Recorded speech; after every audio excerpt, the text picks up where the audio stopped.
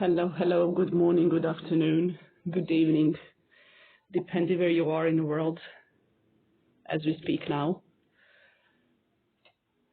I did say I'll be back with another video within the 2 weeks time or so, and here we are.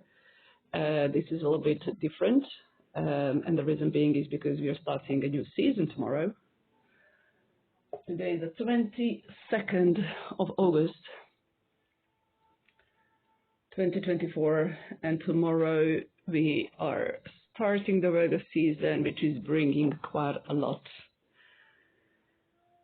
of energetical shifts and changes. So let's talk about it briefly, and of course I'll be doing another video that will be dedicated just to probably full moon, because it's one important month, being an eclipse, partial lunar eclipse as well. Here where I am, we can already see the shifts in energies. It is getting colder, believe it or not. You can see that the cats are in as well. So that's quite nice. I have come back from my holiday like a week ago, or maybe a little bit less, and it was absolutely beautiful. It was a beautiful way to recharge, reconnect, and so on, but I was also looking forward to come back and come back into my zone in a way. I am a Virgo sun at the end of the day, so I do like my hermit place and solitude and creating and doing what I feel very passionate about, which is talking about energies, talking about spirit, spirituality, and how affected we are by all of it. What is interesting for this particular season is we are starting the eclipse season as well, and the full moon that we'll be having on the 17th, 18th of September, depending where you are, will be happening in a sign of Pisces, which is opposite of Virgo. So we have two opposites here.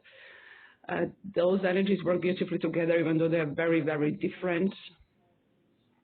Virgo is all about, as you probably know, those stereotypes, practicality, focus, doing what you feel passionate about, attention to detail, maybe being too judgmental and picky. And there is a card that I got from my goddesses deck that fits in perfectly with this conversation. But also as each sign we have the positives and the negatives in a way as well, the less positive. So, and also the Pisces, which is a dreamer, a visionary, all this hidden stuff. So you know, we have that element of earth and element of water being represented in the most powerful way. And talking about eclipses and what this does to us and how it affects us in a way, it brings up things that we are ready to release and ready to deal with and create new space to level up in a way and be on our authentic journey in the strongest way and the best possible way. Before I continue, I would kindly ask you to subscribe if you haven't yet. I have to say a big thank you for a few new people that joined me. I have like 200 followers. I know that's like not big, but YouTube is one of the hardest platforms, I think, to get your voice heard, but also the most important in a way. So please do like, share, subscribe, and support the channel, because it gives me motivation to keep doing what I'm doing. I'll be doing it anyway, because it's sort of like being a sign of service as Virgo.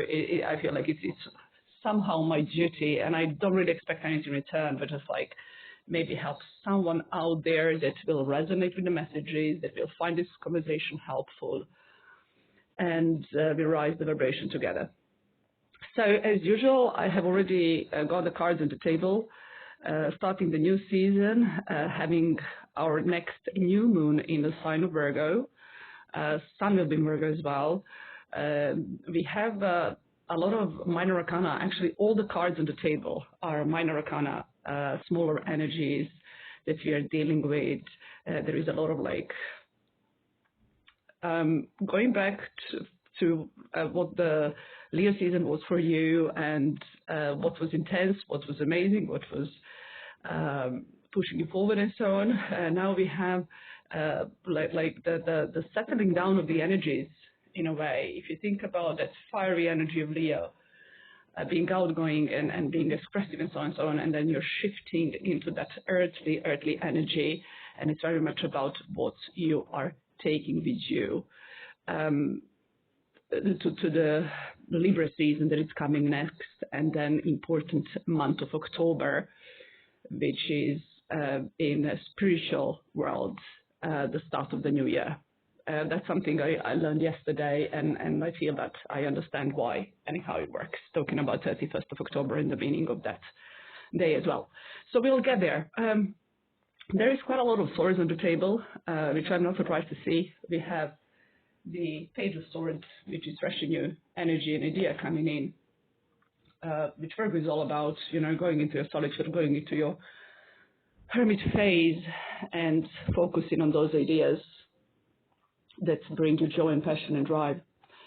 The next card in Swords, element of Swords, is the Two of Swords, allowing yourself to find your center, to find your peace, especially with intense energy of eclipses, grounding, journaling, meditation, all those things that help you get back to yourself in your energy will be very, very helpful before you do decide what you want to do next and where you want to go next, very much in mind. The last card in the element of Swords is the Eight of Swords or Spades. It is the card did come up in a reverse, so I'm going to talk about it. Talking about the energy of Virgo, we guys, for all the Virgos out there, we have that tendency of blocking ourselves, even without realizing that. It's like we're not ready enough, we're not good enough, we're not prepared enough, and it's like I need more time, which is good because it helps us do things in the best possible way, but also if you spend too much time with that energy, it can actually block you. I've been there myself as well, but I'm learning how to work with it, and it makes me smile actually when this card came up, because when I did my full moon ritual, the last one in Aquarius, one of the things I had written down is like, I just want to get rid of anything that blocks my growth, whatever it is.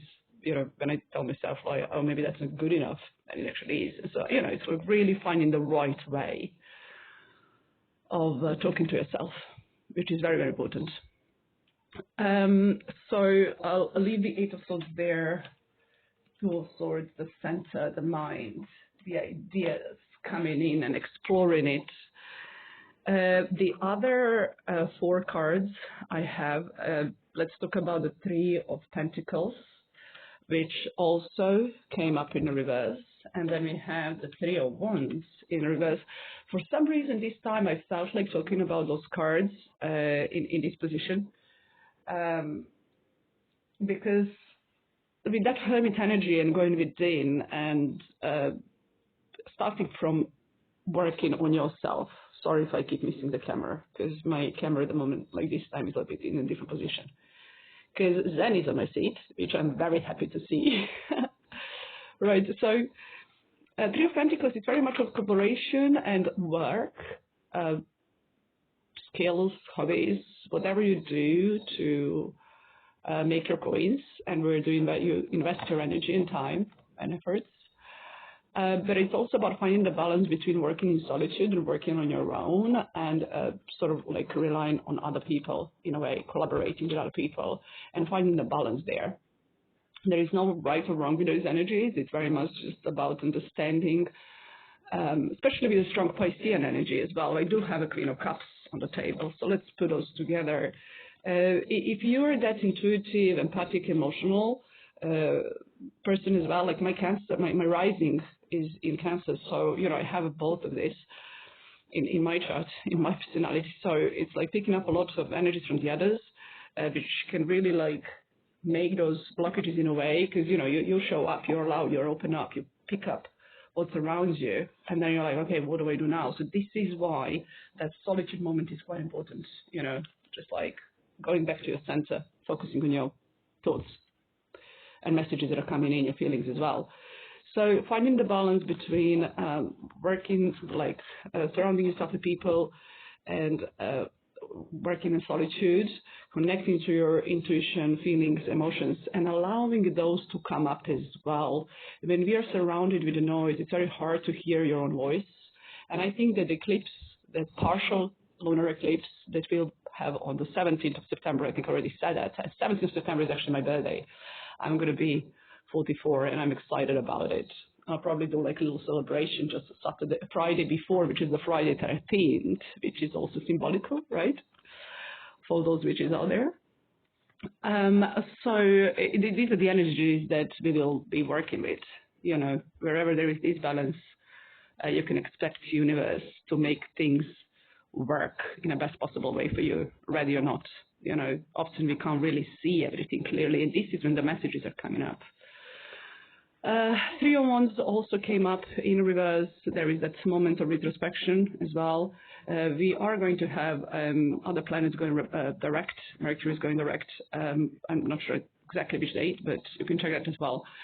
So really like taking time to think before acting. And then allowing, you know, those energies to come your way and so on, which is the theme of the Three of Wands. Where do you invest yourself and knowing the moment when to pause, right? So that was the Queen of Cups, Cancer, Scorpio, Pisces energy, and then we have those 2 threes here, which I'm going to leave here. Let's get a card from our deck, Marilyn Tarot. I left this one to shuffle in front of you and see what's going to come up. Oh yeah, there is one card on the table which is super important that I didn't talk about. So let me do this first, and then we're going to go back to beautiful. I was talking about these fresh and new and young energies. We have the Page of Swords on the top of the spread, the reading, and then we have the Page or Princess of Cups. This is the new seed being planted when it comes to feelings and emotions. They're getting those butterflies, they're getting excited about something new. It's also the card of manifestation, and then we have that idea as well. It's like, how do I transform those feelings into something real, and which steps do I need to take? I do apologize that it's a little bit dark here because we don't have much sun today, so I hope you can see the cards. And the other card that I unconsciously left for the end, or very end, is the Nine of Cups. Nine of Cups is the wish fulfillment card. It's that moment when you are like investing yourself, you do your bit, you show up, and there is that moment when you're like receiving those investments back. This full moon that we will have in September is called the harvest moon for a reason, right? It's like, what was the action that you've been taking from the beginning of this new astrological year, starting with the Aries, Taurus, and then we went into the Gemini, Cancer, Leo, and going, you know, into the Virgo season. Virgo loves to be in this position. You know, this is also the energy of Virgo. It's super hard to zoom, okay? And really enjoying what you have created. Here we go, what you have created for yourself. The oracle card I left for the end is the card from Goddess Guidance Oracle, which is this one. And the card we got is Kuan Yin Goddess, that talks about compassion. Compassion. She's sitting on a lotus flower, which is the symbol of life. This is the pose of meditation and connecting to your root chakra and going from that place to the above and your highest self and your highest center and so on. So it says release judgments about yourself and others and focus on the love and light that is within everyone. This message is super, super important. It makes a lot of sense when you put that Eight of Swords cards together that I was talking about self-sabotage and judgmental approach towards yourself and others. When we connect from that place of compassion and positive place, that positive light, you're raising your vibration, you're raising the vibration of others, and this is what we need more than ever. Shifting from the 4D to the 5D and so on. Leaving the 3D not behind, but not as important and the only focus as it has been for like centuries now, right? Yes, centuries. Probably the last message that I have for you today, and this is going to be the title of this video as well, is the gentleness is the strength behind the true power. Gentleness is the strength behind true power. This is also very much that energy of Virgo or Pisces in different ways of showing up for both of those. And we do live in a world now where there is a lot of tension. And I spoke a little bit about it in my last video. And during this August, especially last week or two, there were some major events, unexpected events, and so on. I don't know how that was for you personally. If you feel like sharing, feel free to drop a line below the video or have questions also, please do. Once again, I'm thanking you for being with me here today. I wish you a happy Virgo season. I'll be back within 2 weeks, and we'll be talking about new energies that are coming in with the new moon and the partial lunar eclipse that we have coming mid-September. Love to all. Have a great weekend, and I'll speak to you very, very soon. Bye for now.